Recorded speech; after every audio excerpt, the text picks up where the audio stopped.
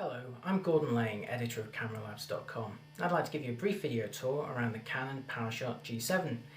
Here it is, the G7, the latest model in Canon's almost legendary PowerShot G series, but more about that legend in just a couple of minutes.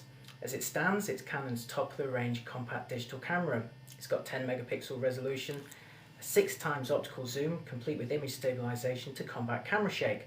We've got a demonstration of that in just a moment. Of course, being a high-end camera, the build quality is superb. The G7 feels really solid in your hand, although you only have to look at it from above to see that there's not exactly a great deal of grip to talk about. However, from this angle you can see some of the G7's more advanced features. If you have a look at the command dial here, you can see it looks pretty much the same as a DSLR. There's aperture priority, shutter priority, and even full manual if you want to get really creative. Next to that is another feature that you'll see on a DSLR but rarely if ever see on a compact, and that's a flash hot shoe. You can actually attach proper Canon speedlights to the G7 and do some really serious flash photography, although of course there's also a built-in flash at the front. And at the end, a dial now dedicated to ISO sensitivity. So when you want to switch from say 100 to 200 ISO, there's no need to go around the back, press buttons and mess about in menus. You just turn the dial and you're ready to go. Speaking of making adjustments, the G7 borrows a feature from top-of-the-range Canon EOS digital SLRs, and that's a wheel round the back for making very quick and easy adjustments. Here you can see it's very easy to just scroll through the menus until you get to the setting that you're after. This is also used to great effect when adjusting shutter speed and aperture. We've got a demonstration of that and the other G7's features outside right now. We're outside with the Canon PowerShot G7, so let's see how long it takes to power up. Press the on-off button and about a second and a half later we're ready for action. Now let's check the optical zoom range. Here we are, zoomed all the way out and now all the way into 6x.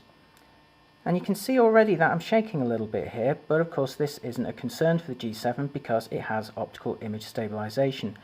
To turn that on and see what effect it has, press the menu button in the corner and then use the wheel to scroll down the various options. And you can see it's actually a really quick way of getting through those options. Here's IS mode, currently off. Let's switch it to continuous, click menu to go back again, and you can see straight away that that is much steadier. So that's eliminating most of the camera shake there quite effectively. Now the G7, like a lot of compacts these days, has got face detection technology. This allows the camera to actually track a face as it goes across the frame. Here it is, the crosshairs following the face from left to right, up and down. You'll see it loses the face if the person turns around, but picks them up again as soon as they face the camera. And there it is, following them off to the side. Now the G7 can track multiple faces and you can choose which one is going to be the primary focus, and it's quite a handy way of making sure that people are in focus even when they're off the centre of the screen. Now, like previous Canon compacts, the G7 makes it very easy for you to change settings. Just press the function set button here in the middle of the dial and you can see them all appear immediately over the screen. We can adjust the white balance here, we can go down to check things like the colour settings, the bracketing, flash compensation, and of course the quality settings here. Like the other Canon compacts, it's a really quick and easy way to work. Now, one of the things that we really liked about the G7 was the way it presents exposure information. For example, if I put it to shutter priority, we can see the shutter speed at the bottom there, 400th of a second. But if I now use the dial to adjust the shutter speed, see how this scale has appeared above it, and it shows you the shutter speeds immediately above and below the ones you're currently set to. It's a really nice graphical way of working, and it's very similar if we switch it to aperture priority. Here you can see the aperture, f5, and again if I turn it up you can see the scale going from f4 to f8 at this particular zoom setting. Now this is used to particularly good effect if I lock the exposure. If I press the exposure lock button now, it will actually show you the range of exposures, or rather combinations of aperture and shutter speed that will maintain this exposure. So for example, I could choose f4 at 1 over 1000, f5.6 at 1 over 500, or f8 at 1 over 250. It's a great way to actually really understand the relationship between shutter speed and aperture. Of course, like most compacts, the G7 can overlay various graphics on the screen to help you take your shot. You can have a 3x3 grid which can help with alignment, and there's also a live histogram which you can see at the top there, adjusting to show the range of tones in the image at any time. One of the neat things about the G7 is that you can completely customize what information you want shown. You could, for example, turn the histogram off or the grid, or have just shooting information. It's entirely up to you. Now let's have a quick look at playback. If I press the play button here, you'll see a portrait aspect picture that we took earlier, and by pressing the display button we can cycle through the full screen, additional information including a histogram here. Now this isn't a new feature, but it's something that's been present on Canon compacts for some time, but we just wanted to show it to you here. Now of course, being a portrait aspect shot, this isn't filling the screen, but if I turn the camera on its side, it detects that and now fills the screen with the picture. The PowerShot G7 is undoubtedly a very powerful compact camera. It offers very fine control over exposures when you want to get creative, and the lens is superb quality. The stabilisation works, and it can even focus as close as 1 cm for some pretty amazing macro results. So what's wrong with it? Well, I see two main problems with the G7. The first is noise on your pictures, and by noise I mean those random speckles that you see on the background of some pictures, especially when it starts getting dark or in shadowy areas.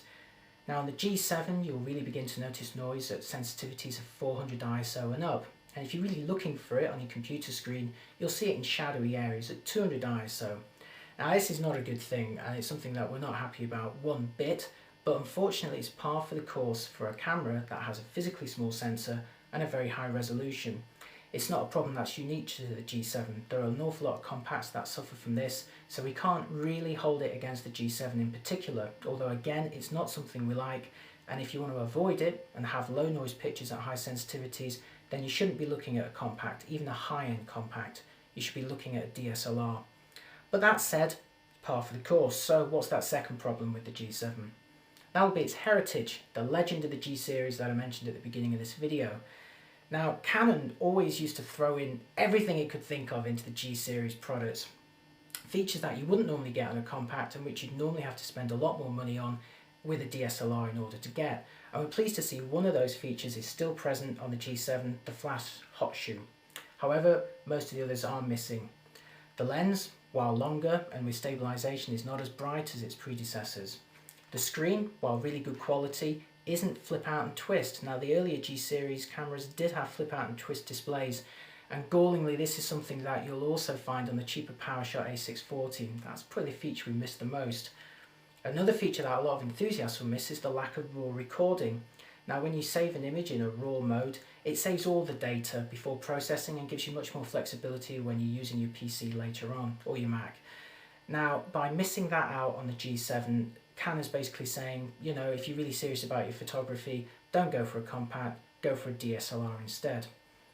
And it's that puts the G7 in a very uncomfortable position, because below it you've got products like the PowerShot A640, same resolution, very good quality, flip out screen, much cheaper.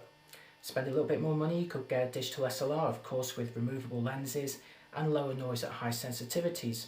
Although in the G7's favour, you'd have to spend quite a lot of money to get a 6x optical zoom with image stabilisation. So ultimately the G7 is still a very good camera, although it's haunted by the power of the G series, its predecessors. For more information on the G7, to find out how its images look compared to the A640 or a budget digital SLR like the EOS 400D, then visit our website www.cameralabs.com. You'll find a full report there.